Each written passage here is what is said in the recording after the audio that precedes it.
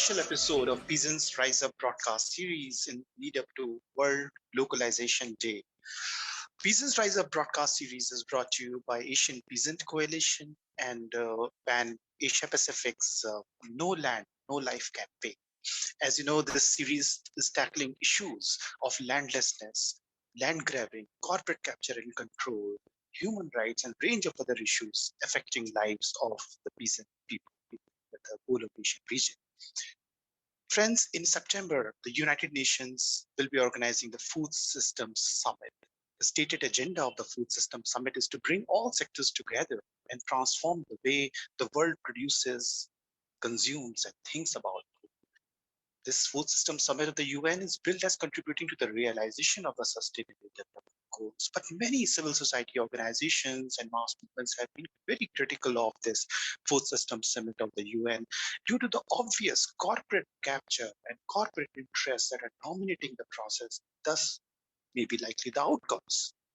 One of the most devastating policies that destroy food systems in Asia is trade and investment liberalization. With its bias towards corporate monopoly capital to supposedly achieve the SDGs. Do you really think the Food Systems Summit will not perpetuate this new liberal policy? Already many regimes in Asia are using the COVID-19 pandemic to further restructure food and agriculture along new liberal lines to entice more foreign capital. That is why many civil society organizations and people's movements are coming together to organize their Global People's Summit for a just, equitable, healthy, sustainable systems. So again, a very warm welcome to this special episode of Peasants Rise Up broadcast series. And now let us hear from our co-host, Christina Sayson. What do we have in store for you in lead up to World Localization Day, this special episode? Over to you, Christina. Thank you so much, Bobby. So as part of this month-long event, we're holding this special episode of #Peasants Rise Up broadcast. And we're going to be featuring a lot of really interesting and wonderful people. One of them is Asra Saeed, Chair of the Asia Pacific Research Network, or APRN. Chennai Poguri, Chair of the Asian Peasant Coalition. Arnold Padilla, Coordinator of PAN-AP's Food Sovereignty Program, which is also, by the way, the program behind the No Food, No Life campaign. And Kurniawan Sabar, Director of the Institute for National and Democracy Studies. Now, these speakers will be talking about what localization means to them, and we will also be talking about how liberalization policies have devastated domestic food and agriculture in Asia. And we will focus on specific policy recommendations that will reverse liberalization, advance food sovereignty, and pave the way to a truly radical transformation of food systems. So to introduce themselves, I'd love for us to start with Asra. Would you introduce yourself, please? Thank you so much, Christina. I'm Asra Saeed, the chair for Asia Pacific Research Network, and I am also part of the International League of People's Struggle. Thank you. I'm based in Pakistan, Karachi. Thank you, Asra. And also, I forgot, and I truly apologize to Ma'am Rospi, Rosario Bella Guzman, who is director of Ibon Foundation here in the Philippines, an international foundation focused on research. And because of that, speaking of which, Ma'am Rospi, could you introduce yourself, please? Thank you, Chris. Good afternoon, Bobby and everyone. I'm Rose B. Guzman. I'm the head of research of the institution called Ibon Foundation that's based in the Philippines.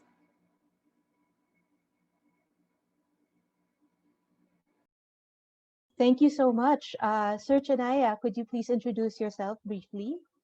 Yeah. Good afternoon to Bobby and Christina. I'm Chennai, Chair of Asian Peasant Coalition, and also General Secretary of Andhra Pradesh Vyavasaya Vittadar Union. It is a state level federation of agriculture workers, fisher folk, and indigenous people. I'm also national chairperson of National Agriculture Workers Forum in India, and many other hats.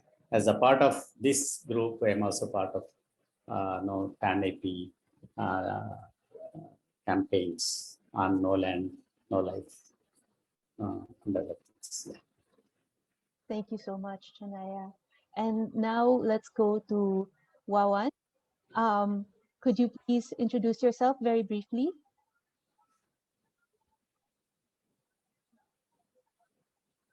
Sir Wawan? Okay, he seems to be having some technical difficulties. Let's go to Sir Arnold Padilla. Could you introduce yourself, please? Yes, Chris. Hi to you and Bobby, and good day to everyone joining us for this special episode. I'm Arnold. I'm the coordinator of the Food Sovereignty Program of PAN 18 and coordinating the No Land, No Life campaign, regional campaign against land grabbing and a campaign to oppose the human rights violations that are related to this land grabs. Thank you so much, Sir Arnold. So we're just waiting for Sir Wawan. I think he is are you able to come online, Wawan?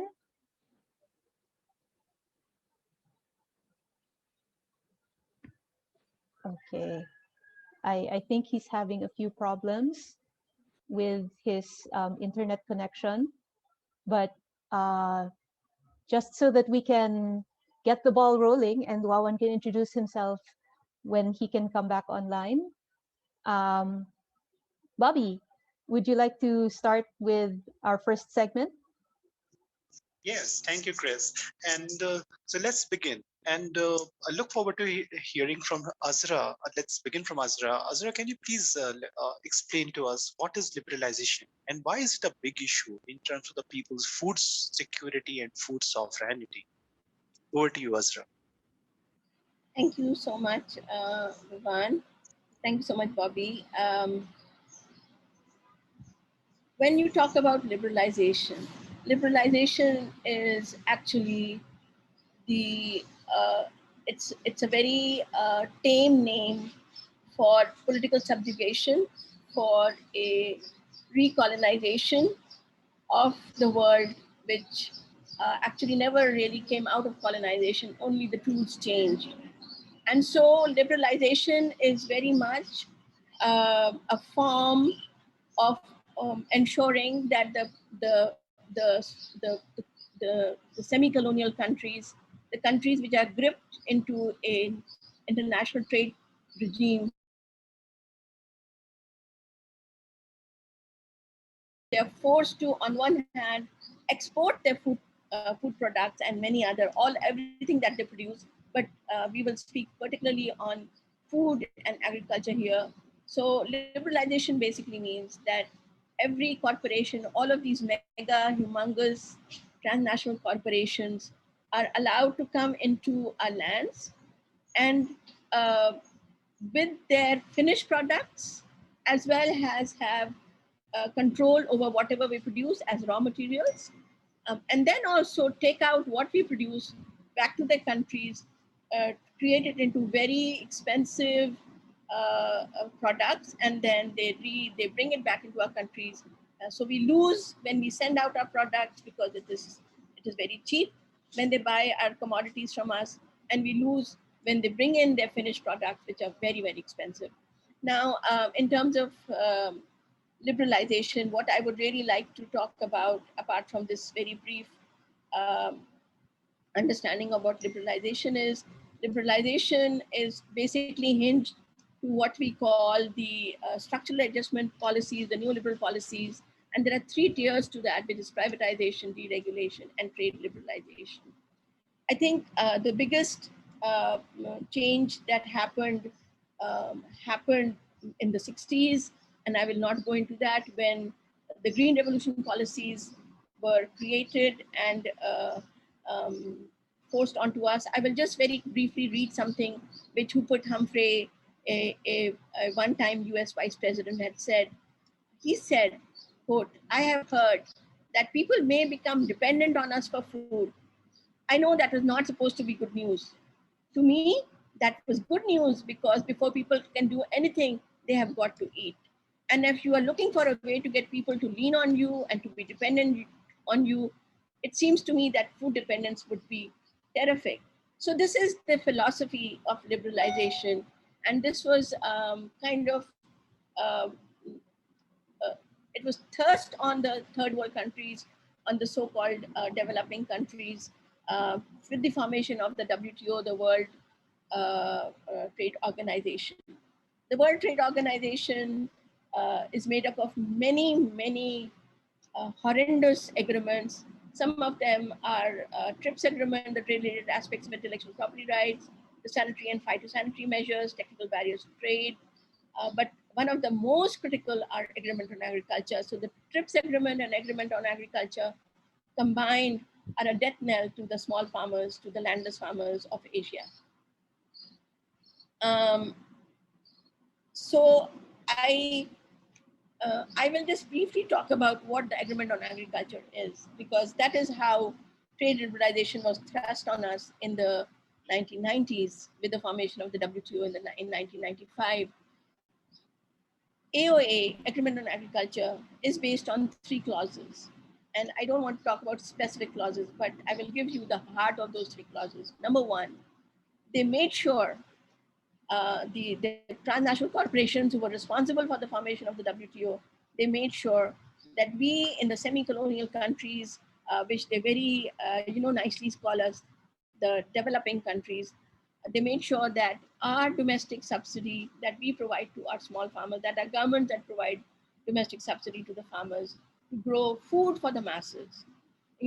Our farmers still make up the bulk of our nations, whether it is India or whether it is Vietnam or whether it is Philippines or Pakistan, that the government will not provide any subsidy to the farmers. So that was number one of the uh, cutting down of domestic subsidy. They created a baseline, a very artificial baseline based on which we had to bring down our subsidy.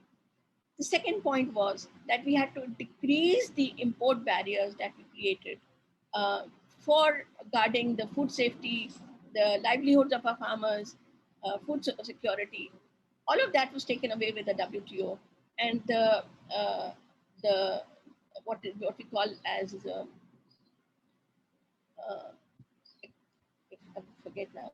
Anyway, what happened was that they made us bring down the tariffs on bringing in exports from these very, very developed, very, very imperialist countries of the United States, of the European countries, the G7 countries.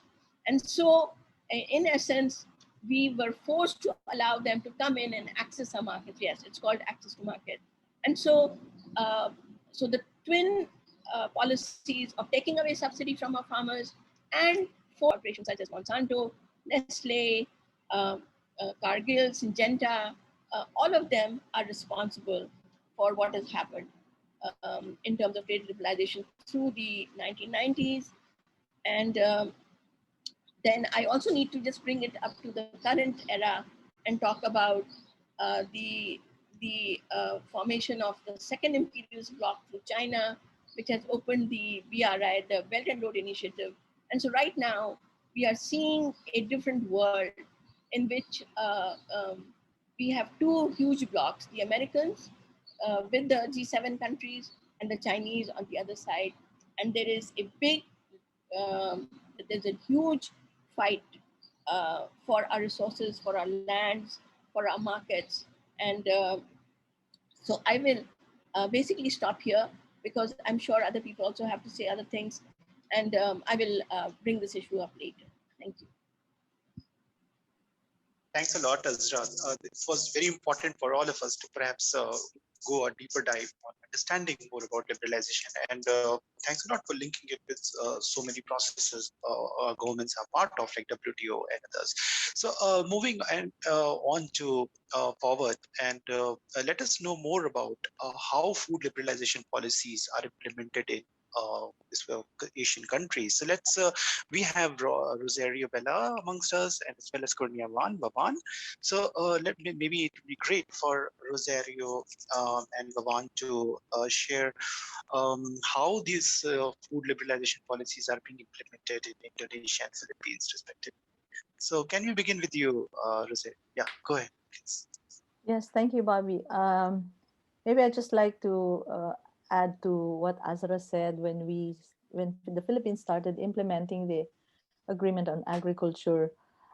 We had the basic food stuff being subjected to the minimum access volume, which means that we had to import a minimum access, even if we really don't need um, those imports, even if we could produce them. So that started the entire liberalization principle in food and agriculture.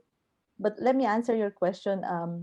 In the beginning, um, as Asra already said, these are parts of the structural adjustment programs imposed on us. So it's not as though our government had its own mind. It followed the dictates of the multilateral institutions and the financial institutions, because the Philippines, for instance, was one of the most heavily indebted countries in the 1980s.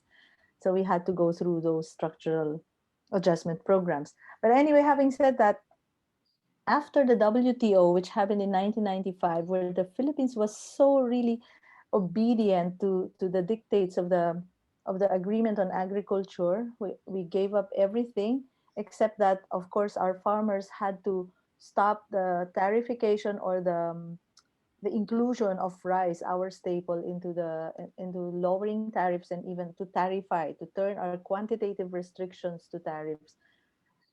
So we were able to hold that off for a long time. But after that, in 1997, our government is quite methodical in liberalizing food and agriculture. Actually, since the WTO, it signed into law what we call the Agriculture and Fisheries Modernization Act, or AFMA, which was supported by the Asian Development Bank and the World Bank. This set the stage for the promotion of high value crops and high input varieties, the reduction of land devoted to food crops from, let's say, 5 million for rice and corn to just 3.1 million hectares, the further liberalization of importation of agricultural machinery and technology, inputs and seeds, and of course, the clipping of powers of the state food authority. So you see, it's really comprehensive. We were open to technology, to imported inputs, but at the same time, the government has deregulated, which is part of liberalization, deregulated its role in marketing, in trading, or even in production support, which the AOA prohibits: no production support, no export support, no quantitative restrictions, and everything liberalized. So the country was told to gun for agricultural exports earnings by shifting now to high value crops instead of increasing production for local food consumption. And then the succeeding years, the Philippine government changed the direction of development planning by inserting market oriented land reform as principle and deleting food self sufficiency as aspiration in the Philippine Development Plan document.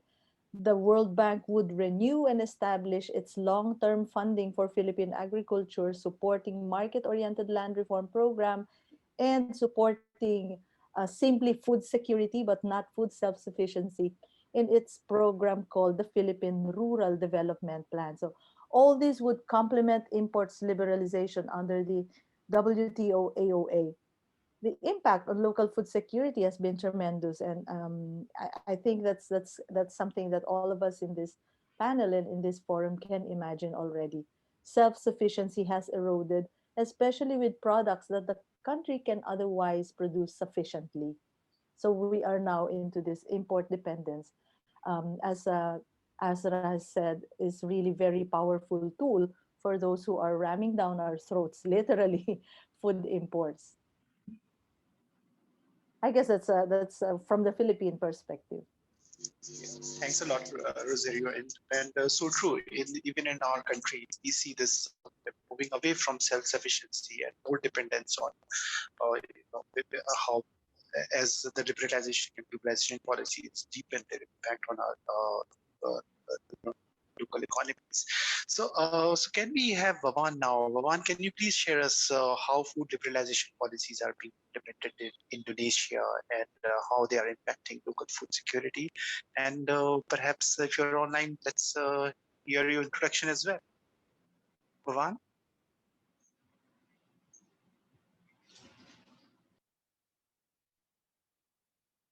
are you there, Bhavan?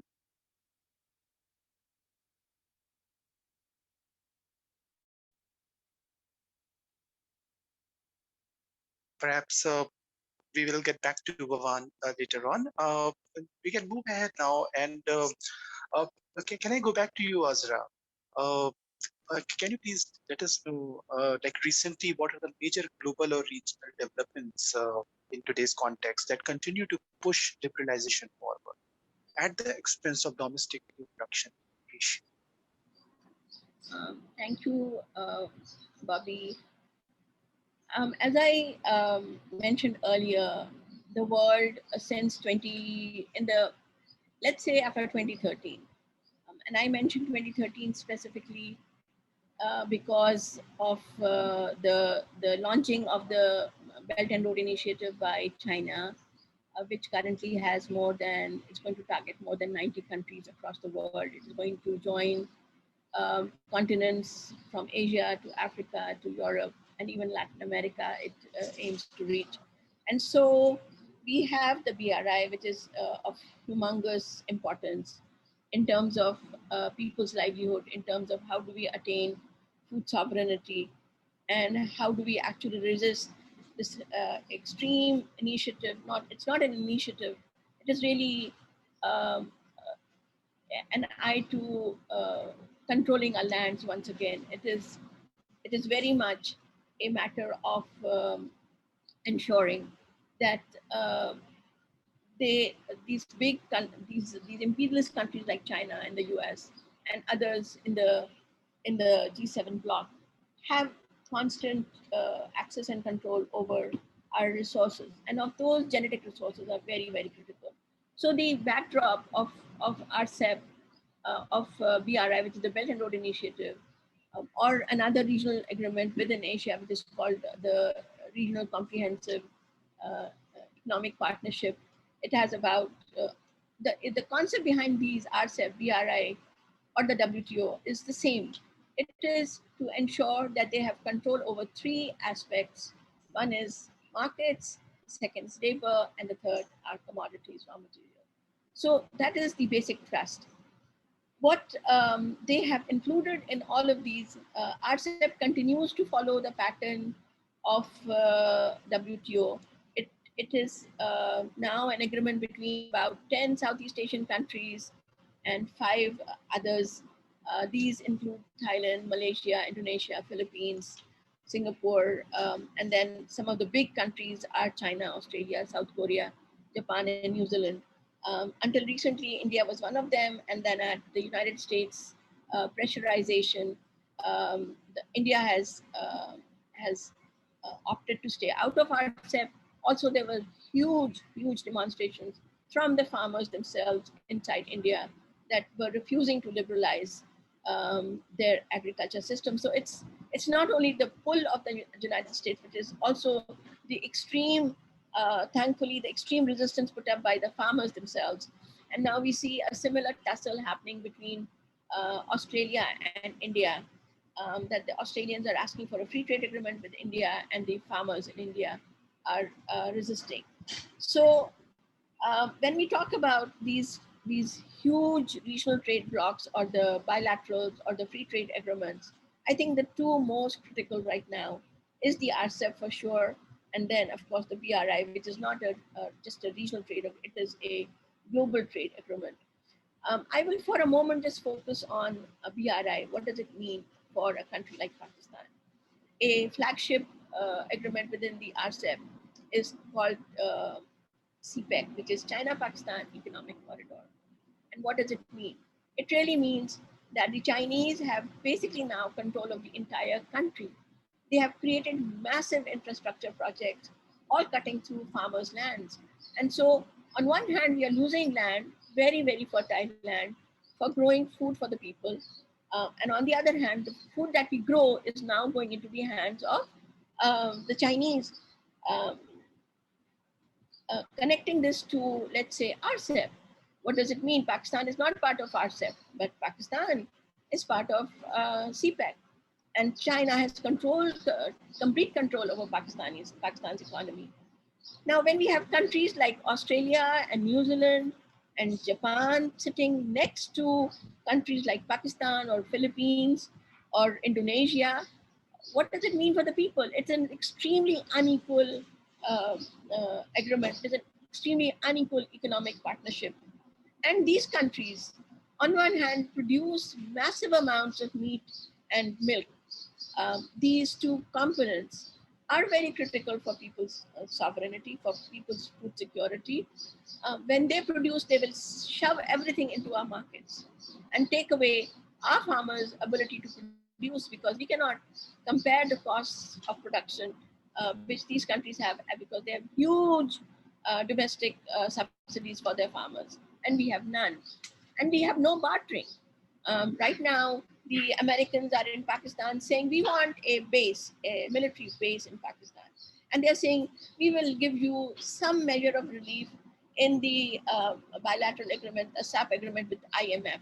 So you see, they use other areas of control to come into our countries and use political and military control to take over our lands, over the the democratic rights of the people are extremely eroded. Chinese methods of working with people is well known. Even much more well known is how the Americans function in our countries. They talk about human rights, but they're the very first to take away human rights, people's rights, away from the people. So these agreements really are not only meant to take away food and agriculture production from us, they will take away our entire sovereignty as people. Um, in Pakistan, we have, for instance, an, an agreement called the Sanitary Phytosanitary Agreement, which is part of the WTO. That, that allows these corporations to lower standards or create international standards of so-called food safety in terms of land material and animal material. Now, they will use those international standards to block any form of government protection which is given to our farmers or to our dairy sector or to our, especially the women, because the women are the major caretakers, custodians of livestock in countries like India and Pakistan.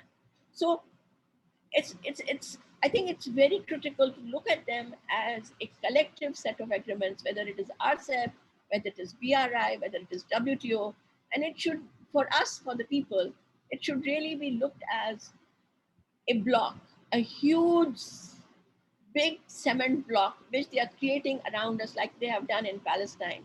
In Palestine, it is a physical wall that they have created around the people. For us, the wall is very much um, is invisible, but the block is, but that block is there.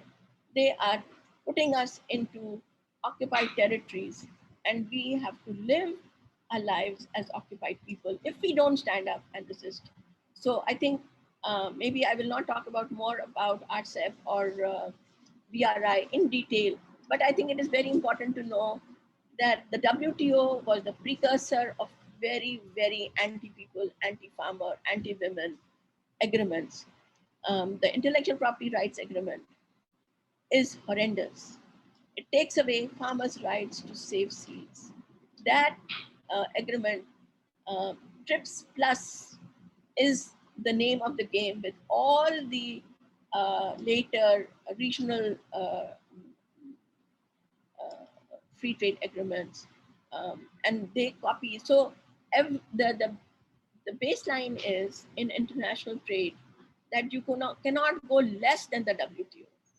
That is why I think a focus of organizations like us, of people's resistances like us, is to maintain that WTO has to be dismantled. WTO has to be taken down, because WTO has agreements which have teeth, which have legal mechanisms to be implemented in our countries. And whether we have RCEP, or we have BRI, or we have other free trade agreements which are coming into our countries, WTO remains the base. And so uh, I think the most critical remain agreement on agriculture, TRIPS, General Agreement on Trades and Services, and SPS now. In the 90s, SPS was not being discussed. But now in 2020, in many of our countries, SPS has become the sanitary and phytosanitary measures and technical barriers to trade. These are two TBT and SPS within the WTO have now taken on huge importance because now from the from the crops now they are coming into the milk and dairy sector, into the meat sector, the livestock sector. The intellectual property rights agreement ensures control over genetic material, and the SPS and TBT create mechanisms where we cannot protect our genetic material. I can tell you that women in the villages of Pakistan, they keep their animals out on the, we call them kacha roads. They are unpaved, just just villages with no pavements. They will keep their animals out on the streets in front of their homes.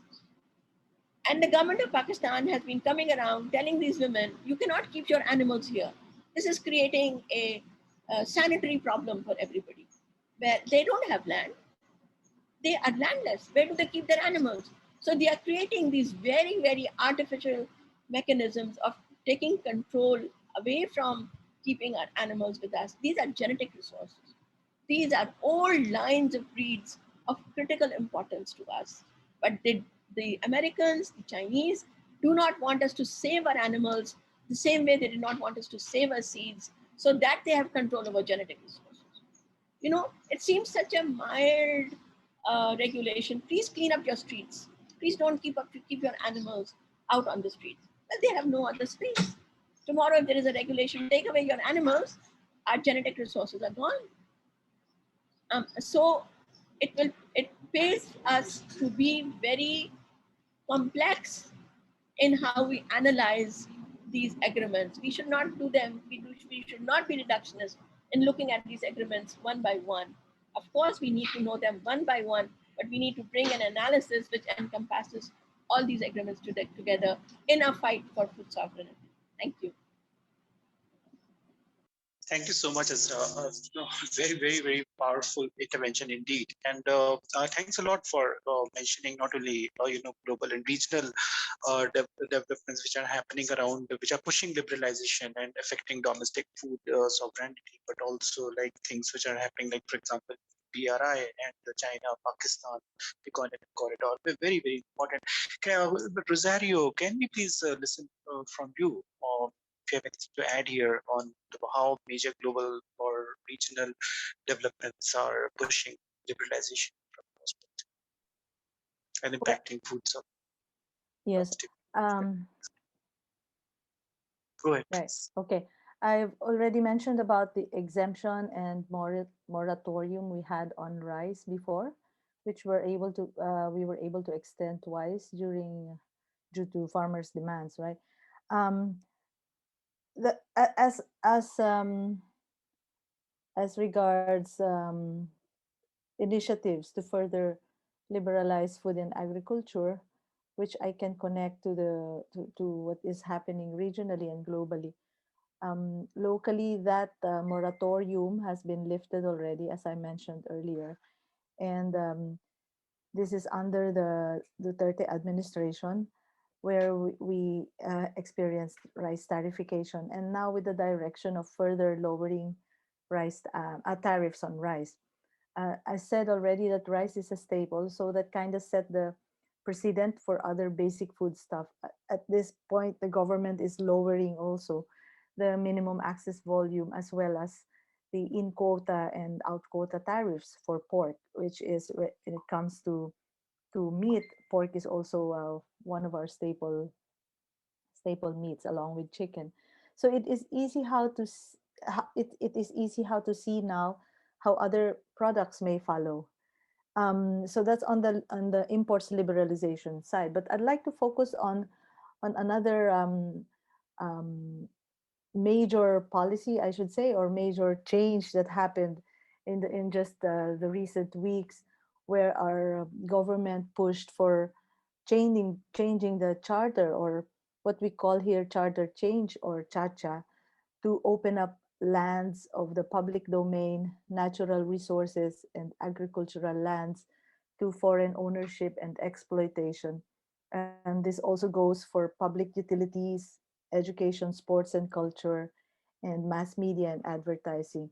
It's as though the last frontiers of for investment liberalization have been really encroached upon by changing our very own constitution. We need to appreciate Chacha in the context of the Duterte administration's grandiose infrastructure program, which I would like to connect to what Azra is saying, the Belt and Road Initiative.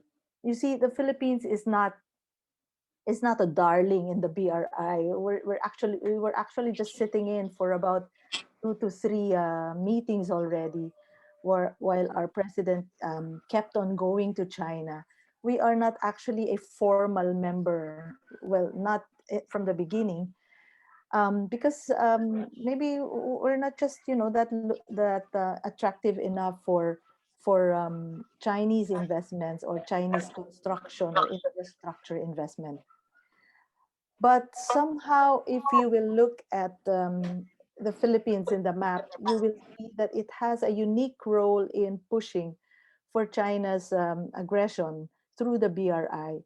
And that is because it is right there in the center of the Pacific Ocean, the Asia Pacific, where it can have a, what do you call this, a pivotal role in geopolitics, as well as in the um, the economic rivalry that Azra has already described between the US and China, and now really dragging India and Australia into that kind of aggression, or kind of it's not yet aggression on the part of China, if you may say that. But the Philippines is the only willing Asian country in the South China Sea for China to occupy its territories, its territorial waters, and even its islands, and allow China to build construction and other structures on our territories. And that is in exchange of the infrastructure investment. Okay, I'm just putting in context why we have as a centerpiece program, why our government is focusing on the infrastructure program. That is basically to attract foreign investments in infrastructure, and mostly Chinese and Japanese investments, and at the same time building the infrastructure that caters to foreign investment. So the projects are unnecessary for real economic development, and or irrelevant even as we struggle to cope with this pandemic. These are airports, rail, subway. At a time of COVID-19, these are the things we don't need anymore, or they are irrelevant. But the government has to push for this, because it shows the investors that yes, we're ready to receive these projects, and even to host your projects. We're ready for your technology, for the glut of construction materials coming from China, for the glut of steel. There is a steel glut, petroleum products glut, and even grains, even food glut. So the Philippines just opens up to those uh, uh, oversupply or overproduction. But when you look now at the infrastructure program, and a charter change that opens up land, not just for foreign ownership and exploitation, but for land speculation, it undoubtedly enriches now not only the foreign construction corporations, but also our oligarchs, the domestic elite, whose sources of wealth have been real estate development and land speculation, among others. I am mentioning this to go back to food sovereignty. It practically tramples upon the very basic resource that our farmers should have access to, in order to assert their right to produce food and their right to food. And there are already many cases where it is prime agricultural land, but the farmers have to be driven away because um, a train or some construction is happening, or even just real estate development is happening on that land. And it has really resulted in massive land grabbing. That is one of the initiatives that we can connect to, for example, what is happening regionally. And well, at this point, I stop because I haven't even talked about how the US also is pressuring our government take the side of the U.S. in this kind of race again to revive their own economies at the expense of Asian and other third world economies. Thank you, Rosario, again. Absolutely very important that rich countries are definitely exploiting us to revive their own economies. And this is a historical. So thanks again, Rosario. Okay, do we have Vavan? Vavan, can you please come online? Can you unmute? Let's check if we can. We're lucky enough to get Vavan, and then we'll get to hear more from invitation. Okay, hello, welcome, Bobby? Vavan. Yes. No, this is Arnold. I just got a message from Wawan. It seems that there's a blackout in their area, and all so right. there's no internet, but he's trying to go back to the room. All right. Okay. Fine. So moving ahead, Maybe we can proceed. over to the co-host, Christina Sayson. Christina, Chris. Hi, thank you, Bobby. So now we're going to be talking about food sovereignty, localization, and food systems transformation. And I'd love to ask Arnold, um, exactly how does food sovereignty and localization come together? How is it a response to liberalization? Because as we've heard, liberalization has all of these horrible knockdown effects, and just it it has directly affected the food security of people in different countries in the post-colonial world. And there is a clear push for food sovereignty. And what does that mean in relation to localization? Could you elaborate a little more on that? Yeah. Thank you. Thank you, Chris. So, as described by Azra and Rose, globalization is the big problem, and to some, the direct solution would be to localize or localization. So the problem is global trade, and then maybe the solution is to localize and do away with international trade altogether. But I think it's important that we clarify that, especially from the perspective of the global South, given our history. You talk about the post-colonial, but actually we really need to go back deep into the history of many Asian countries to understand where we are today and how we should confront the challenge of liberalization and other globalization policies. And, in the process, clarify what to us is localization, and how and why is it counter to liberalization in order to promote our food sovereignty. I think for underdeveloped countries in Asia, which comprise the great majority of the region, localization as a counter to liberalization must be understood, in the context of the historical restructuring or reorientation of domestic agriculture and food production that dates back to the era of colonialism. We have to take this historical perspective, in order to fully grasp the relevance to poor Asian countries of localization of food systems, many of which remain neo-colonies, of the imperialist powers, as described by Rosely in the Philippines, by Azra in Pakistan. Western colonialization deeply and fundamentally restructured the way Asian countries produce food, in order to serve the requirements of the colonial masters. Agricultural and food production was reoriented away from meeting the domestic food security needs of local communities and the overall socio-economic development needs of nations. Colonies were transformed to become sources of cheap raw materials for the industrial needs of the colonizers, as well as for their own food security and food production needs. And at the same time, the colonies became dumping grounds, no, for the surplus food and agricultural production of the colonizers, further destroying in a systematic manner the domestic food and agriculture sectors of many Asian countries. A key aspect of this process was land and resource grabbing, wherein peasants and other small food producers were dispossessed of ownership and control over their means of production. And these were taken over by the colonialists and their allies from the local elite, like the big landlords and what we call the compradors, or essentially that part of the local elite who are acting as local agents of foreign powers. Now, hundreds of years have passed, you know, and but these colonial relations, as described by Azra, as described by Rosie, essentially remain between the rich and powerful countries on one end and the poor and neo-colonial countries on the other.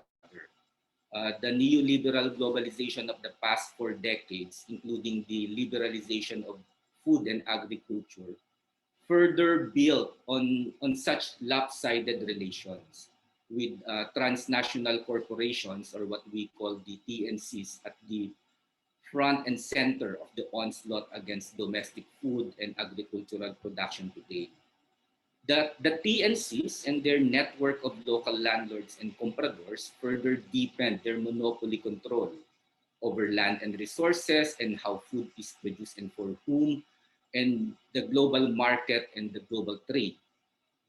Uh, and the global market and international trade, where these TNCs and their compradors profit massively, became the topmost priority, you know, for food and agricultural production, especially in this era, the current era of neoliberalism, at the great expense of domestic food security of many nations, and especially the poor countries. And this process aggravated, worsened the permanent crisis in the neo-colonies and characterized by the ever worsening hunger and poverty of the people, including the landless peasants who directly produce food. For example, the production of staple food like rice, the production of vegetables and other food crops to meet domestic requirements were further undermined as production became more and more oriented toward what is profitable for the transnational corporations in the context of global market and trade. So when we say localization from the perspective of the former colonies and the modern neo-colonies in Asia today, I think more than anything else, it means challenging and ending the historical and current domination of colonial and imperialist powers in the food and agriculture sector. I think this is the only meaningful way that food and agricultural production uh, can be localized, no, or meaning be oriented back toward meeting its actually its original purpose, no, of securing the domestic food security needs of the people, and away from the big global market obsession of neoliberalism and the profit-driven agenda of TNCs and their compradors. And to make this kind of localization possible, it is necessary to end the monopoly control that TNCs and the local elite have over land and agricultural resources, which provides the material basis for their um, what we call unrestrained control on how and for whom food should be produced. Meaning to say, genuine agrarian reform and rural development uh, uh, is therefore necessary, you know, if we want to talk about localization of food systems. And this also means that localization does not simply involve connecting the farmers or food producers directly to the market at the local or community levels, no? Such as what we see for example, through farmers markets or community-supported agriculture, without structural changes in the social and production relations between farmers, traders, and landlords, and without the necessary policy reforms and programs at the national level. No, because you just imagine how could community-led initiatives, you have farmers markets, community-supported uh, agriculture as community-led initiatives. But how can these things prosper amid a predominant system wherein the global food supply chain is monopolized, the global food supply chain up to the national and local level is monopolized by a handful of TNCs and local elite? No? How can local farm production be advanced and strengthened to meet the needs of the community when the prevailing policy environment is neoliberal restructuring of agricultural production at the expense of food security and the livelihoods of the farmers? In the case, for example, of many neo-colonial and backward countries in Asia, like the Philippines, Indonesia, Pakistan, how can the great majority of farmers here even participate in such community partnerships or food localization movements when they are dispossessed of lands to till and are deprived of the capacity to produce food? Now, in other words, most important is that localization should mean that at the national level, there is a comprehensive program where farmers have individual or collective ownership and control over land and resources, and where local food production for domestic consumption is supported or encouraged through state subsidies, price support, and protection from unnecessary foreign competition, among others. And with all these things firmly in place, other supportive programs can be more easily introduced, and widely promoted, such as institutionalizing agroecological methods of farming, as opposed to the chemical-heavy, export-oriented corporate farming. And I think this also addresses the question I saw in the chat: how can biodiverse systems can be promoted? Does international trade hamper it? Well, uh, trade per se, international trade per se is not the problem for agroecology to flourish. The problem, as I've mentioned earlier, is that this international trade uh, is heavily dominated by profit-seeking TNCs who have no concern whatsoever about the environment and would produce food in whatever way they can, in the most profitable way they can. And given this situation, biodiverse agricultural systems will not really thrive. Thank you so So much, yeah, Arnold. Um, so I just saw that Wawan was able to join us already. Wawan, are you able to speak? Yeah, yeah. Oh, that's Okay. great. Yay. Thank you so Yeah, much for sorry. joining us. I'm sorry that there's a blackout in your area. Yeah, Uh, yeah. could Sorry. you very briefly just let us know how liberalization has affected Indonesia and how localization and food sovereignty movements can support, in line with what Arnold was talking about food sovereignty and agrobiodiversity, and how those things can be an Mm. effective counter to liberalization? Perhaps you can also expand on that. Okay. So, liberalization in Indonesia is um, quite. It is very long history and happened in Indonesia.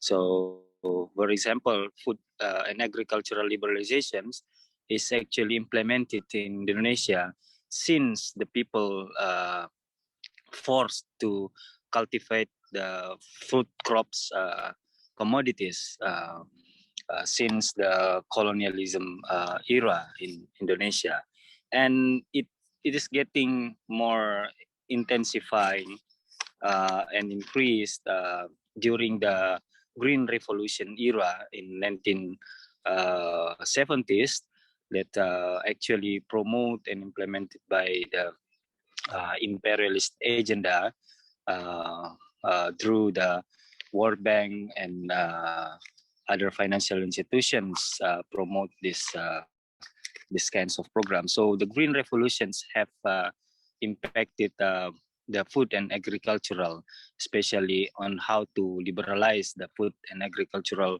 system in Indonesia. So during that time, uh, our agricultural is really expanded under the driven of the corporate and imperialist agenda. So based on that program until today, our food and agricultural sector is actually planned and implemented to serve uh, to serve the biggest interest of the corporate or of the big corporations here in Indonesia that actually connected directly to the market of capitalists. So basically, the liberalization here in Indonesia is practically implemented based on the land monopoly and land grabbing system because food and agricultural crops that being built um, is practically use the big scale of land. It is implemented in the like paddy and other food crops sectors, and based on the program of the state, um, most of the food and agricultural products is served to serve the export oriented of the state program. And otherwise,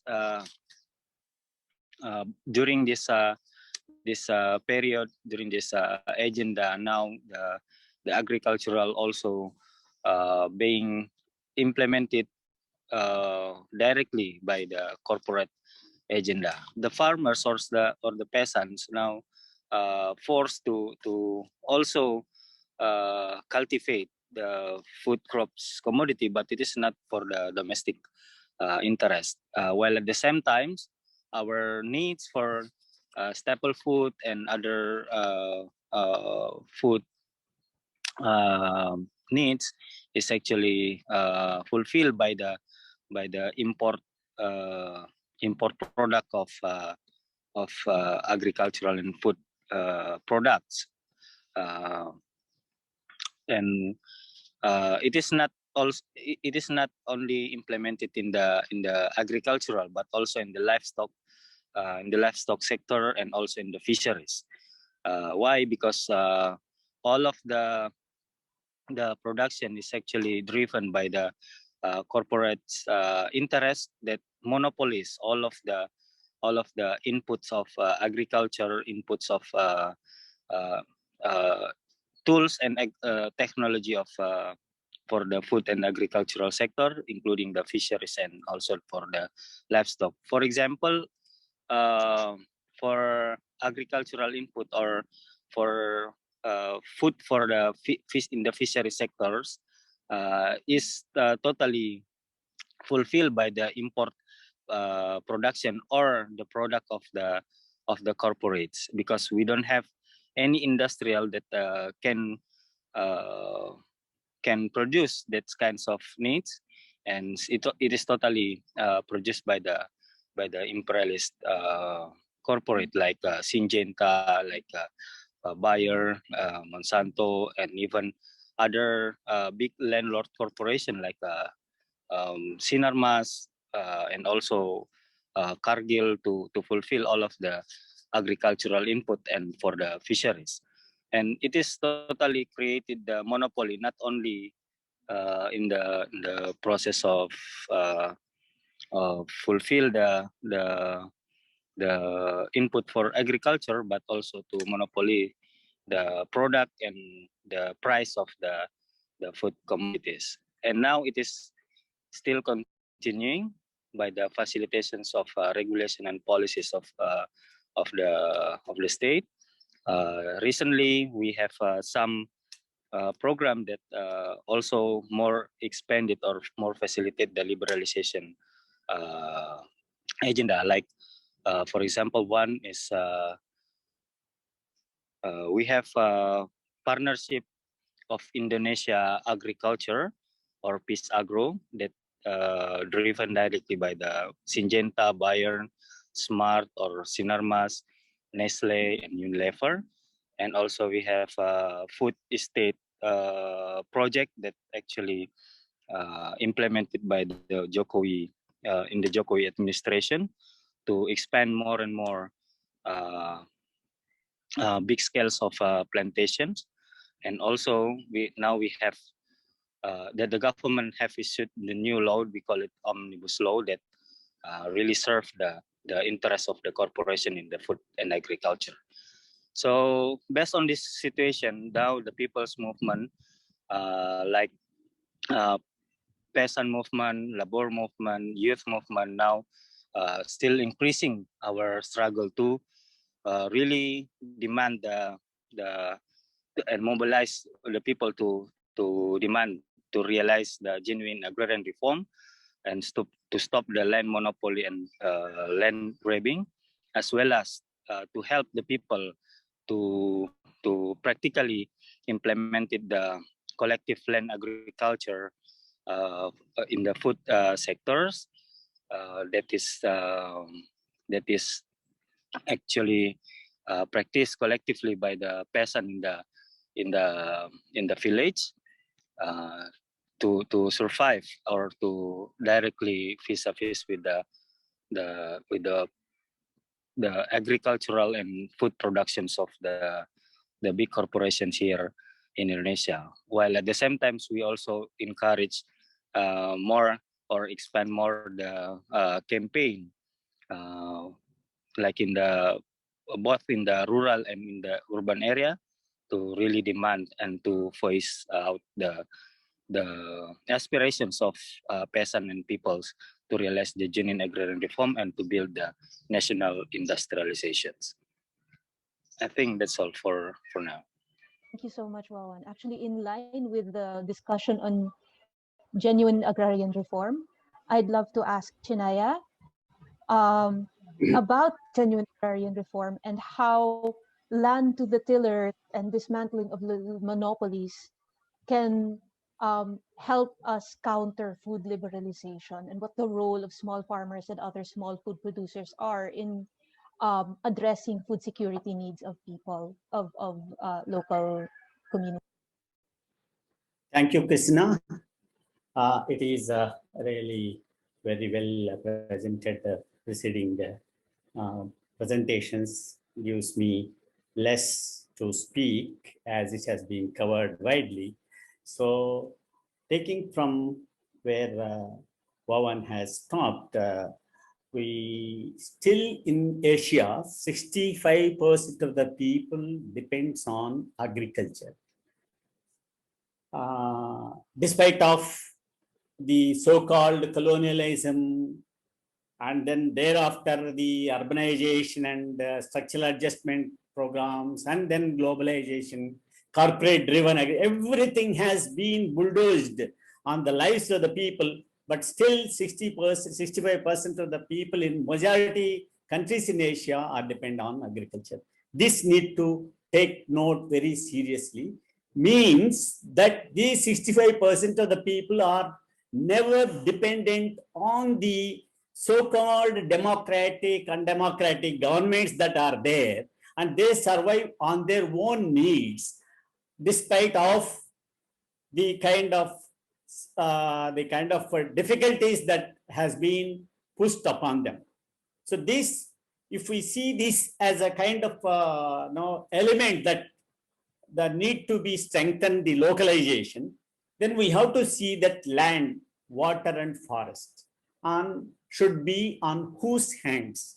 The basic elements of this natural capital, it's not a word to use like that, but in today's context, I don't mind using the natural capital should be in the hands of the people who have been nurturing the nature to develop and develop the civilization of a food and culture in the world, particularly in Asian country. Despite of all these problems, the land and agriculture are the prime important factors to provide food, not only for the producers and also to the global citizens. If Asians and Africans don't produce the food, what will happen to the global hunger?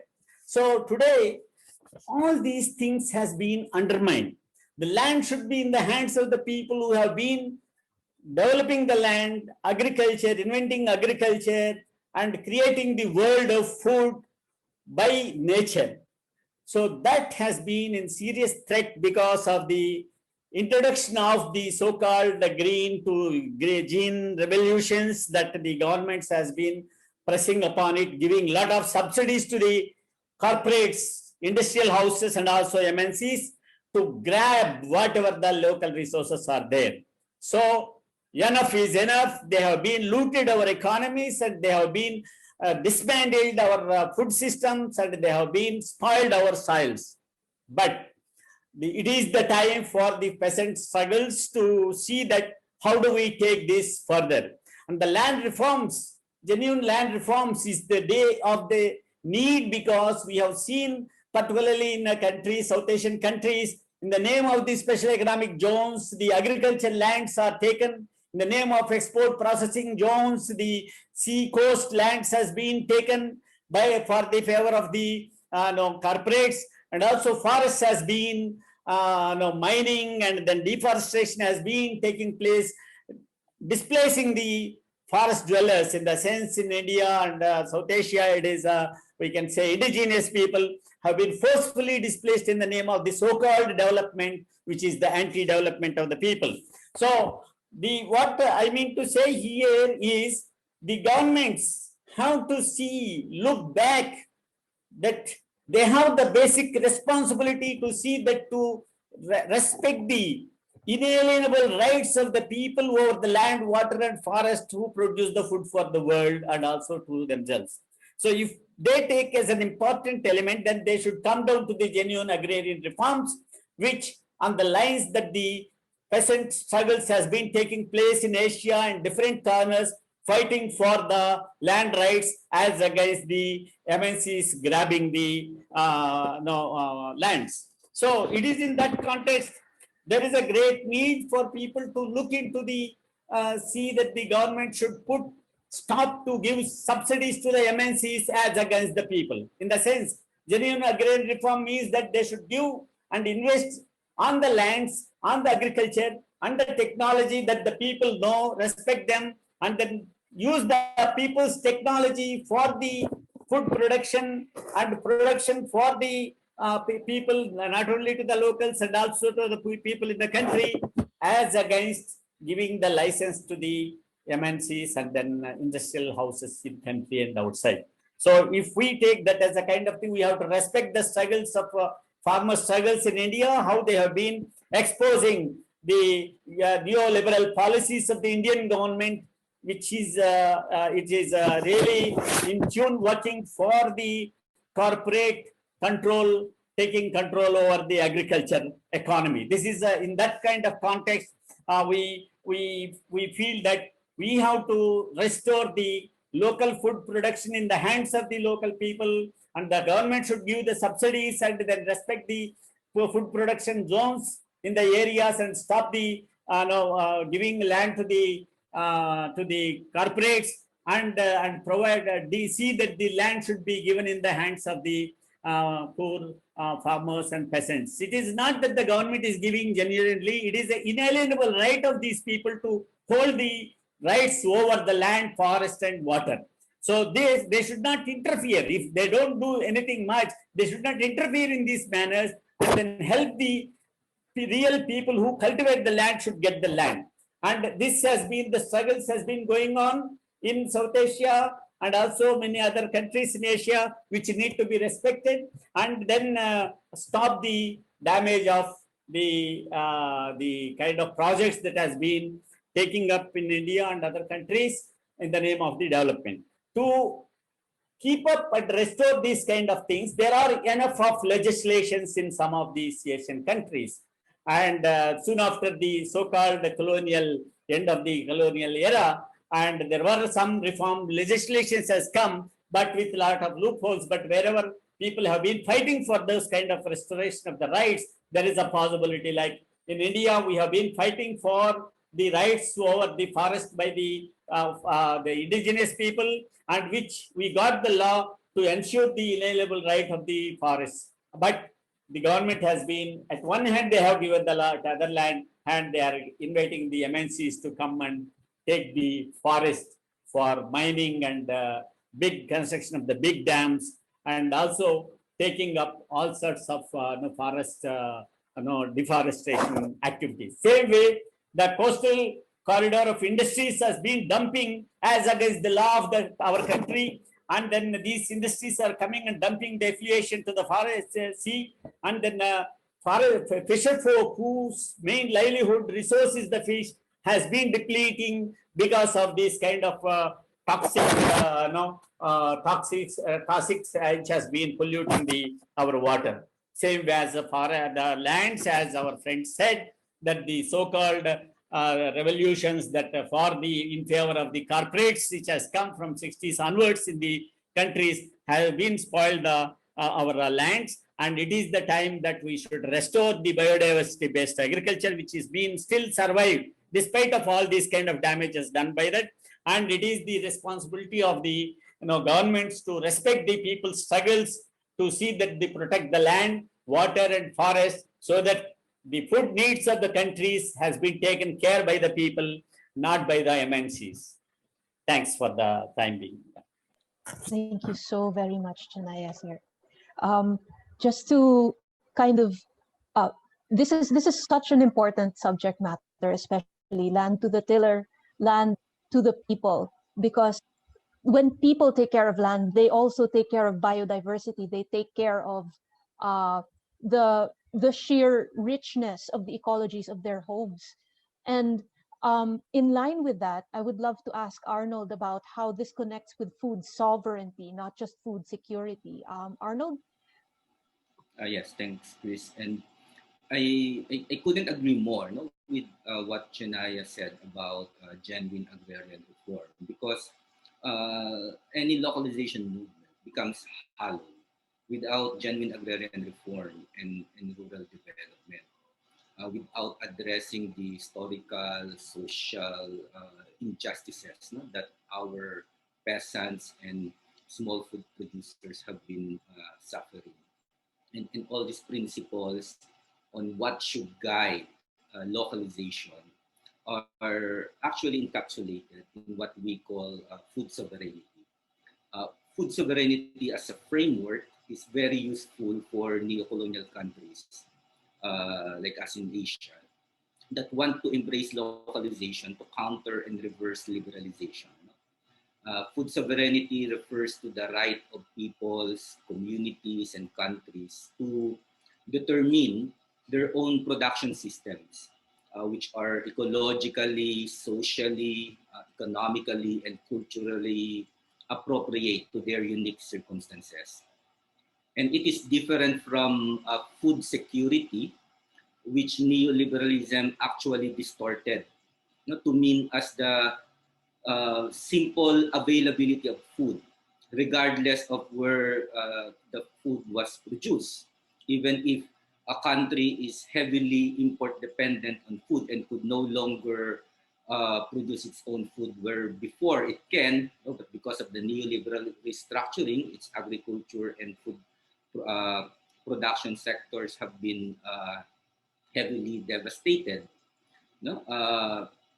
It is different from food security, which neoliberalism distorted to mean as long as food is available, regardless of how that food was produced, even if it is chemical heavy and destructive to the ecosystems. and in a way, not neoliberalism justified uh, liberalization and destruction of ecosystems in the pretext of securing or of ensuring food security. And food sovereignty is challenging that. And it is the power of the people and the communities and the countries, to assert and realize the right to food and the right to produce food. And it is the right of communities and nations to fight the power of corporations and other forces that destroy the people's food production systems and deny them food and life. And therefore, at the heart of food sovereignty should be a strong mass movement of farmers and small food producers, no? Of workers and consumers, and all their advocates, no? The scientists, the technologists, the human rights advocates. No? It's a broad people's movement that will push for the policies and programs to dismantle the monopoly control of transnational corporations and landlords over land and resources, and to reorient and radically transform food systems toward addressing the basic needs of the people. I'll end there, Chris. Thank you. Thank you so much, Arnold. And thank you to Tanaya and Wawan for their wonderful messages, which are deeply important. So here we heard from Wawan, from Dr. Asra, and from Rosby that liberalization has had horrible effects on local communities, on farmers, on local economies, and national economies, even regional economies, like what's happening here in Southeast Asia, and South Asia, of course.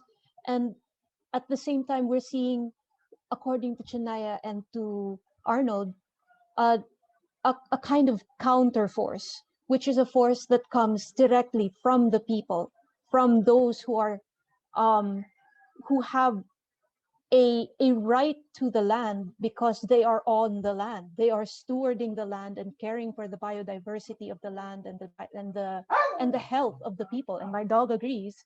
And I'd love to hear from Bobby about what our next segment will be regarding these wonderful topics. Yeah, thank you so much, Chris. And your last comment reminded me of Mahatma Gandhi. Mahatma Gandhi had said, and I will read verbatim, that he said that in reality, the toilers is the owner of what he produces. If the toilers intelligently combine, they will become an irresistible power. And that is really hope that his words come true, although so many decades have passed by and people are resisting. But there is the only hope lies for a better tomorrow, for a sustainable tomorrow, is in people power. And uh, and another hope lies, which is going to be very soon, is the Global People's Summit for a just, equitable, healthy, and sustainable food systems. We will hear more about Global People's Summit for a just, equitable, healthy, sustainable food systems. But before we do that, as we know, in this Global People's Summit, we might have more about policy reforms, how to reverse these policies on liberalization, how to strengthen domestic food production, and promote food sovereignty. So before we know more about the summit, let us hear from our panelists if what are the particular policy reforms at the national level, at the regional level, at the global level to reverse liberalization, uh, to strengthen domestic food production, and to food sovereignty. Azra, can we begin from you, please? Can we hear from you? Azra Saeed. Thank you so much, Bobby. I mean, when you say what are the policies in our countries to reverse liberalization, I really searched my mind and I tried to see what are, such nice governments, such people-friendly governments that we have, what have they done? And there's nothing that I can report from Pakistan. I can only report on the policy level. It's further push. It's if they provide subsidy, it is subsidy for cash crops. It is for export crops. which these these imperialist leeching countries want from our soils, from our people. So we have land grab, which is not pro-friendly. We have very rich housing schemes where the people of Karachi have been going and fighting every day for the past week, where powerful land mafia people have taken away land from the poor farmers, and so on and on and on. I think so. We should be just um, we should be realistic. The change is not going to come from our country governments. The change will come from us, from the people. And I feel that the WTO was in many ways a wake-up call. This is not new. As I read, the excerpt which I read from Rupert Humphrey was 1957, where he openly talks about food as a weapon. And Bush, the senior Bush, had talked about food as a weapon. And countless United States trade representatives and government officials have talked about food as a weapon. So we are clear that for us, food and safe and nutritious food is a right and is a critical need of our people. And for them, food is a weapon. So the drawing lines are already clear.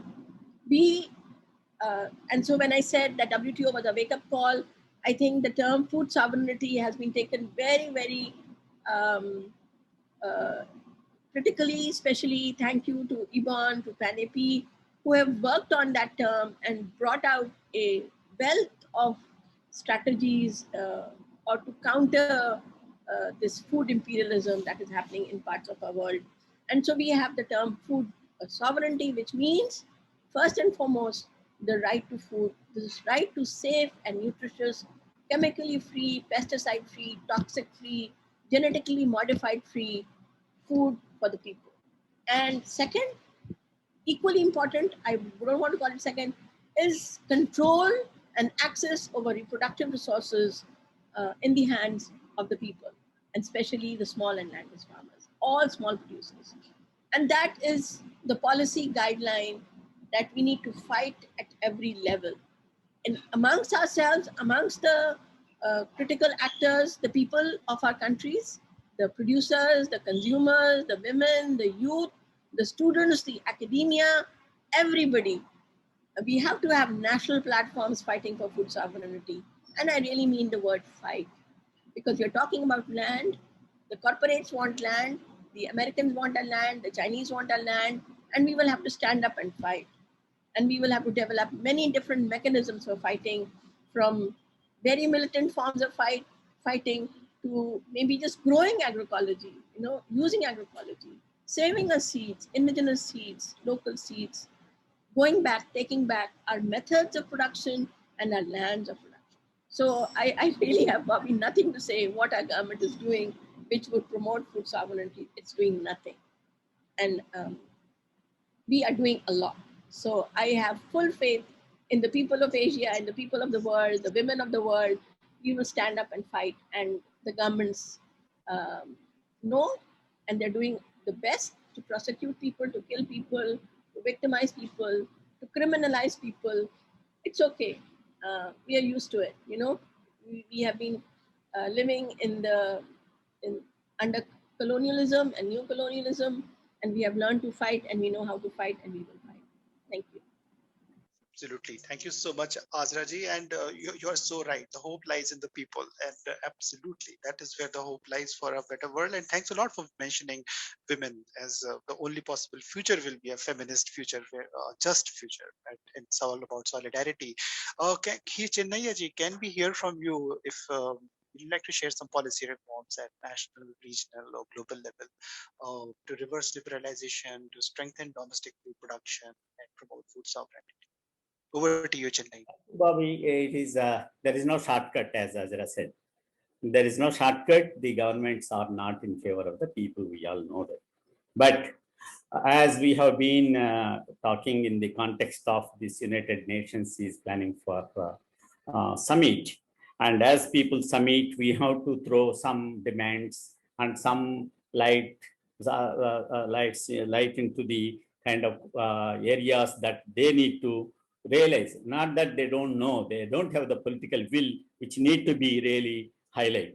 Is the number one is that the government should stop victimizing the human rights defenders and then land rights activists and then peasant right activists, and then they should stop killings of these peasants. And that should be the one of the major area we need to bring in as a part of our demands.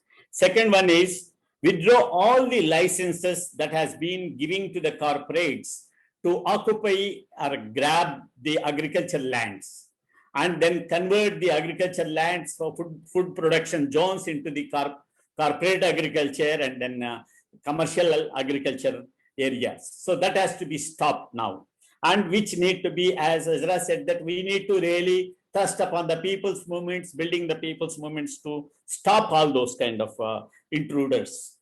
Third one is provide support for peasantry to really uphold and also sustain the food sovereignty zones wherever the people are able to survive without even the support of the government should be supported with respecting to the local technology, and also because the technology which is coming up in a big way in rural area where the agriculture workers and peasants has been losing their lands and agriculture workers are losing their employment. And then fourth one is stop agriculture lands converting into the non-agriculture purposes. So there are some laws in India, state laws, which are very progressive, that agriculture lands cannot be easily converted into non-agriculture purposes. Of course, you know that all those backdoor methods, but at least there is a law which can be fight and then stop such kind of conversions. And some states are still are able to protect. Then stop the entry of the governments and also the MNCs into the domains of the forests where the indigenous people have been protecting the forest and have the right over the forest producers, for which some of the, like in India, we have a law which need to be implemented so that the Forest Rights Act, where the people depending on forest cannot be thrown out or displaced mercilessly. And then what I feel is we also have to see that we have to vacate some of the MNCs which are holding the lands without being properly having licenses. For example, in SEZs, special economic zones, thousands and thousands of acres of land is given to the MNCs in India, but these lands has been kept vacant, violating the SEZ Act itself. So if the corporations don't occupy use the land which is given to them within 3 years, that land should go back to the government. This is the law, but nowhere in India that act has been implemented. People's movements like us, many of us, who have been identifying such packets and then grabbing those land, taking back the land to the people, and we have been cultivating and justifying to the government why we occupied these lands as against the government giving it to the MNCs. So there are some spaces which need to use and then fight it out. And to fight it out, we have to see that the state should respect the law of the country and United Nations human rights, so that UDHR and then within the country there are fundamental rights need to be respected, and then protect the people, not branding them as a terrorists who have been fighting for the land rights and restoring the rights of the people over the land, water, and forests. Thank you. Thank you so much, Chennai. So such an important, an array of points on policy reforms, and let's hope that those who are going to decide or convene at the UN Food System Summit, they also hear these points. But of course, we are looking forward to the Global People Summit as well. That's where the real, hope lies for us. Rosby, will you like to add something?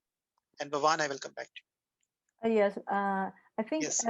at this point, the most immediate policy reform that we have to demand and fight for is the substantial economic aid and stimulus that our governments must pour in. US, China, and even the European Union governments are pouring in billions of dollars into in order to stimulate their economy, and that is, for capitalists' benefit, so that they continue having aggregate demand, um, not exactly to recover the people from the pandemic. But on the other hand, yes, we need that because they're using the pandemic to further liberalize the economy, and using also our situation of not getting what do you call this, not getting any economic aid. But I'd like to draw your attention to what is, a trend, maybe I should say, or what we have observed as a counter current or a counter flow to what our governments, especially in Asia, what Asian governments want to do, or even for the Philippines, when the Philippines tries to have its charter changed just to attract foreign investments, and that is a statistics brought to us by Global Trade Alert that shows globally protectionist measures implemented worldwide since 2008.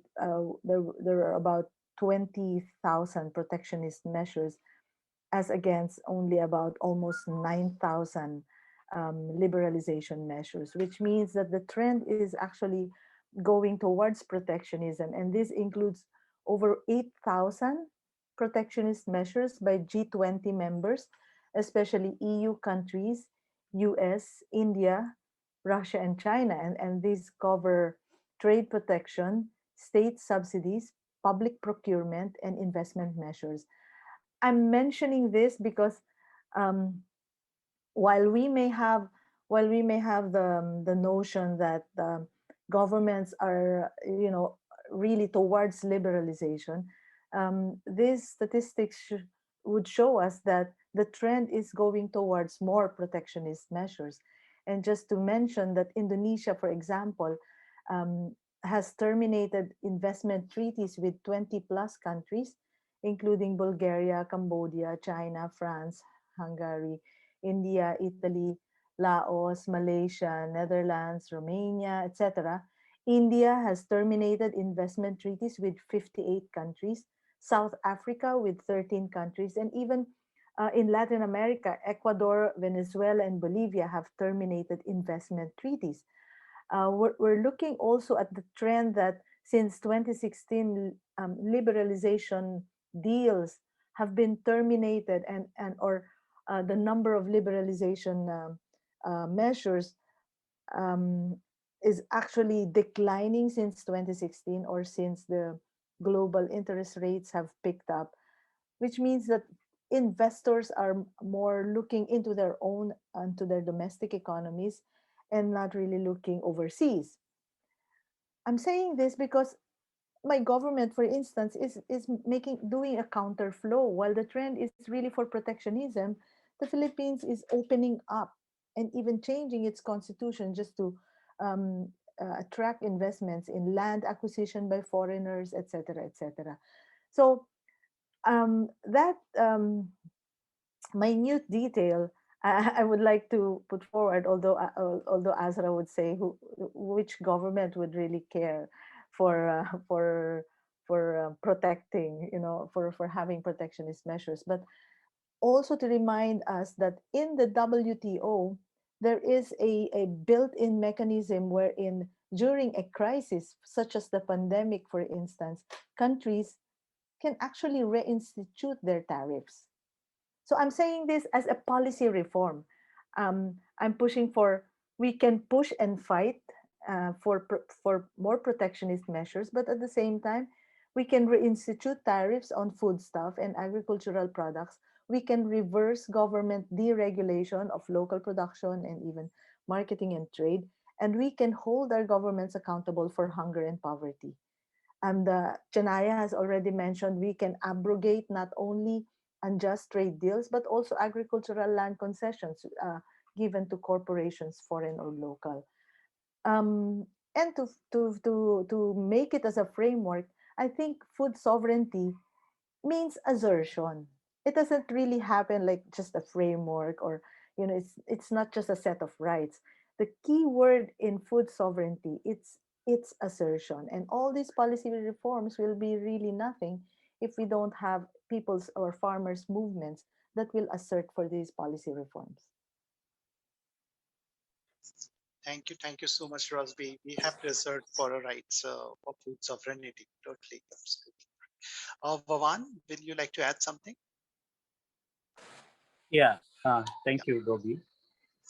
Okay, in regards to the policy reforms that protect the food sovereignty, I actually have searched so many regulation and policies in Indonesia, but I really wonder that it is really kinds of policy reform that really protect or serve the interest for food sovereignty for the people.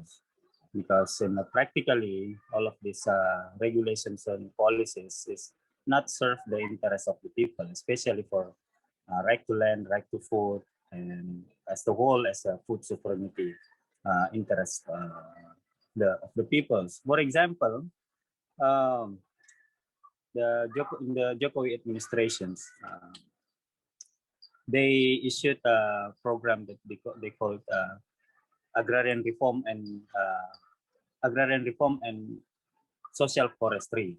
So when the people see this policy or this program, the people will wish that because it is talk about the agrarian reform, so it can be benefit for the people interest. But practically, it is not for the people's interest. Even this kinds of program is treating the food sovereignty and the right of the people for land and food, because this kinds of program is actually just to serve the interest of the corporations. The governments also issued project that we call it food security project through the food estate development.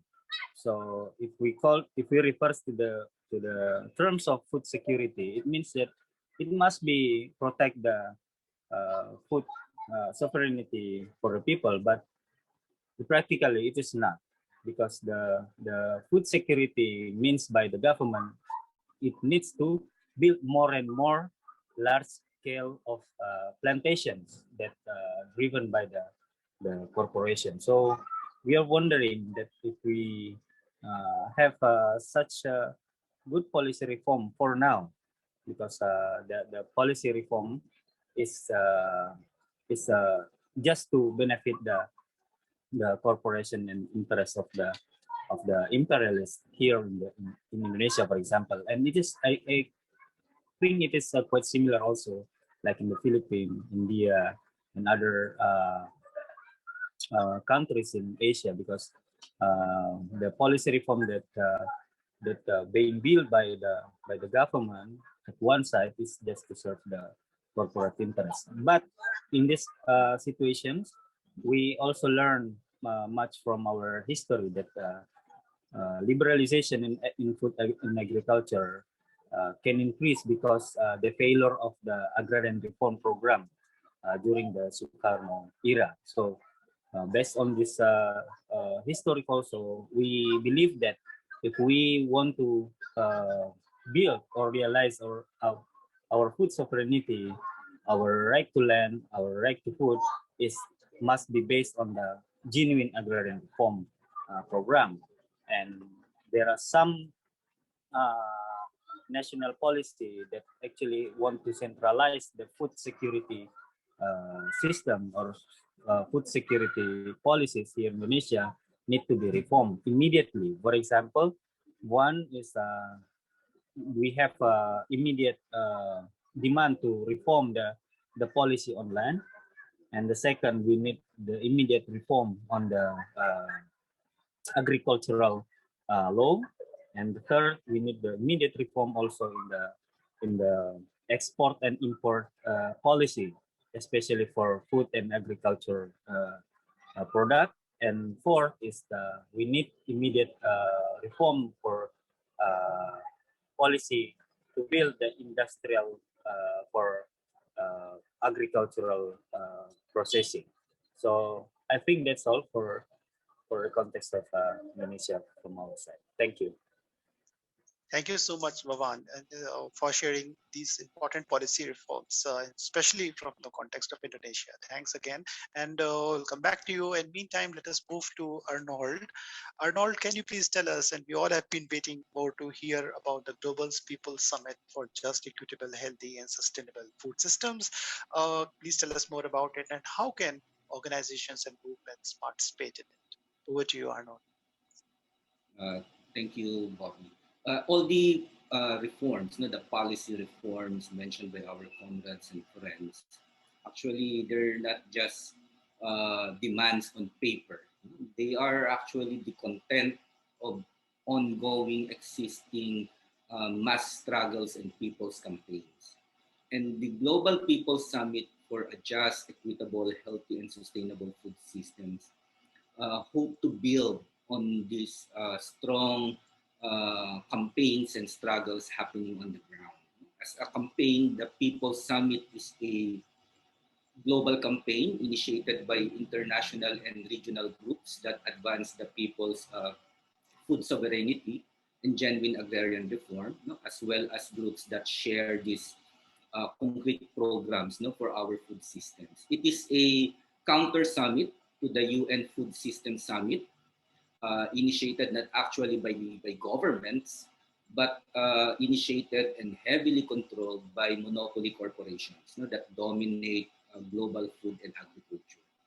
It will take place, the People's Summit will take place in September, when the UN Food System Summit will also happen alongside the General Assembly of the United Nations in New York. There are no specific dates yet for the actual, for the official Food System Summit. So whenever that event happens, we will also plan the People's Food Systems Summit. The campaign is currently being led by 19 organizations representing global and regional movements of landless peasants and small-scale farmers, agricultural workers, indigenous peoples, women, youth, migrants, and food sovereignty advocates. Both the Asian Peasant Coalition and Pan-Asia Pacific, which are organizing our Peasants Rise Up series, are among the organizers of the People's Summit campaign. And in fact, the Peasants Rise Up series is part of our ongoing efforts to promote the People's Summit and reach out to more groups in Asia. So through the People's Summit, we hope to contribute in the building of and strengthening of a global movement that will challenge the monopoly control of transnational corporations over food and agriculture. We hope to further strengthen the ongoing campaigns at the national, regional, and global levels against neoliberal globalization, against the hazardous technologies being peddled by transnational companies that harm the people and our planet, such as genetic engineering, agrochemicals, and others. It is a campaign against dubious innovations, such as digitalization of farming, that will only further deepen and expand TNC domination, among others. So the People's Summit is a venue where we can harness, consolidate, and promote the concrete policy proposals from different countries, such as those mentioned by our friends earlier, from different regions and from different sectors, on how we can advance food sovereignty and how to transform the food systems and make it truly just, equitable, healthy, and sustainable. And this process will be facilitated through a series of national and regional events and sectoral and thematic workshops. And the outputs of these activities will feed into a declaration and action plan that will be adopted during the actual People's Summit in September. So we are inviting to join the People's Summit everyone who share the aspirations for food sovereignty and the fight for genuine agrarian reform. We invite everyone who believe in the call for land to the tillers, those who reject the wanton plunder and destruction of our natural resources for corporate profits. We call on everyone and invite everyone to share the vision of a future where communities of people and not the unaccountable and profit-hungry transnational corporations are the ones decisive in determining the direction and priorities of food and agriculture. So far, we have summits, workshops, forums, and other activities for the People's Summit happening or being planned in, as of now, we have 9 countries in Asia. So we have Cambodia, India, Indonesia, Malaysia, Nepal, Pakistan, the Philippines, Sri Lanka, and Vietnam. And we hope to add more countries from the region in the coming days and weeks. And we also have countries participating from Africa and Latin America. If anyone here wish to connect to the groups in the countries that I mentioned, in Asia, that are organizing or leading the activities, you can send an email to us at nolandnolife at panak.net. So that's nolandnolife at panak.net. And we can connect you with them.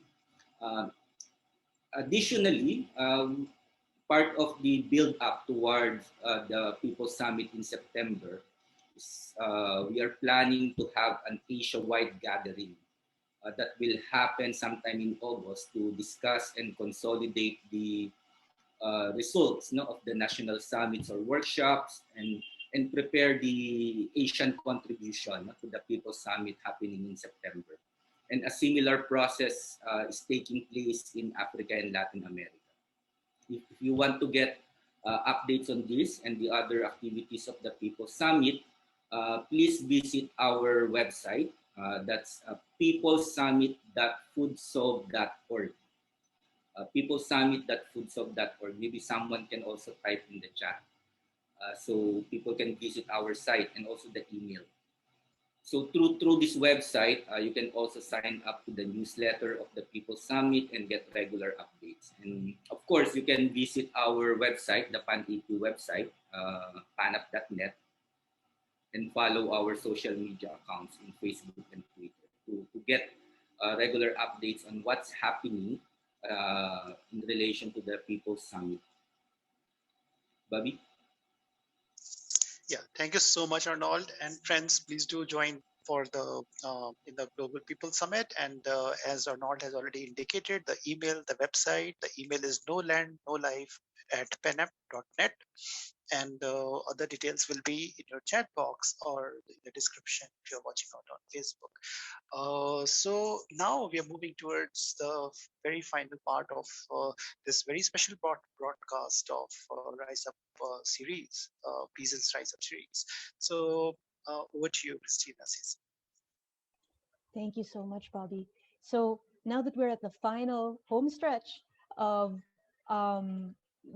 this special episode of Peasants Rise Up, we'd love to hear some words from our illustrious speakers who have, of course, spoken a lot today. So just a little more, just a very short closing message regarding what we just talked about would be greatly appreciated. Can we start with Asra, please?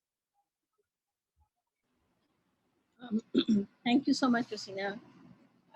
I think everything has been said, and I would just like to thank Rospi for her pitch on that it is the right of the people and the governments have that leeway within the WTO to take a policy direction. And I think my final message would be that we are in any way preparing in a very big way for the People's Global Summit.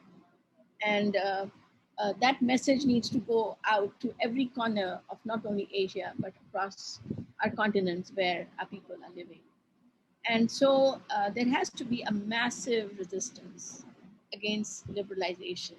And we need to prepare ourselves in every community, in every village, in every city, across to stand up and take our rights for food sovereignty. I think COVID-19 has shown us very, very clearly that we can only, in the end, rely on ourselves. Our communities have to be totally self-sufficient in looking after ourselves. And when we look after ourselves, we actually look after the entire world. So that is my last word, that we have to really stand up and take food sovereignty to heart and fight for it. So thank you so much. Thank you so much, Asra. And now let's hear from Chinaya. Yeah. Chinaya, sir, your final words, please. In the context of World Localization Day, my last words are the struggle for localize the resources and globalize the people's struggles to respect and restore the land and livelihood rights for the peasantry and working class. That's all. Thank you so much, Chinaya, sir. Now over to Wawan. Can we hear what your final words are if you're available? Yeah. Okay, you're Okay. My final message is our fight for rights, fight for food sovereignty. It means that piece of is to fight against the liberalization, and it means also that we fight now for democratic development system that ensure the just and right for the people. So we need to now really aware and really rely on the people's movement and their people's the people's power by or organize them as the power that can build our sovereignty. Thank you. Thank you so much, Wawan. And can we hear finally, second to the last is Ma'am Rosie Guzman. Can we hear your final words, please? Thank you, Chris. Thank you, everyone, for inviting Ebon to this panel. As a research institution, maybe we leave the final word that we produce the evidence, but that evidence must be turned into an advocacy. And each proposal that we come up with in any forums or in any research, each proposal is driven by people's struggles. And just a final word, people's struggles must be waged in all arenas. Thank you and good luck to the Global Summit. Thank you so much indeed. Good luck to us and good luck to the people's struggles. And finally, Arnold, can we hear from you your last words, Yes. please? Thank you, Chris. So to confront imperialist globalization, such as liberalization in food and agriculture, my fellow speakers mentioned that there must be a strong movement, a strong global people's movement. But when we talk about people's movement or global movement, it can only thrive if it's founded on solid local grassroots movements, especially from the global south, including Asia. And I think these local grassroots movements should be at the heart of any food localization movements and food sovereignty movements in Asia and elsewhere. And together, let us build this strong people's movement. Good day to everyone. Thank you so, so much. And um, finally, this has been a truly, truly inspiring talk and also slightly worrying, especially since what has been going on continues to go on, that liberalization will not stop unless we, the people, actually move and do something about it. And as Arnold had said, a strong grassroots movement needs to be built from the ground up. And as everyone has said also, the hope lies in the people. And so that is my closing statement. Bobby, over to you. Thank you, Chris. A very inspiring session and a special session the lead up to the World Localization Day. And I will just echo what what our panelists have just said, and especially Chennaiya ji just said that about we need to reverse localization, but we also have to globalize people's struggles, unite people's struggles, and people. And as we all know that the real hope lies for in the people's struggles and people's movements. And let's hope that these gain more strength, more power as days go by. And the I just feel compelled to share about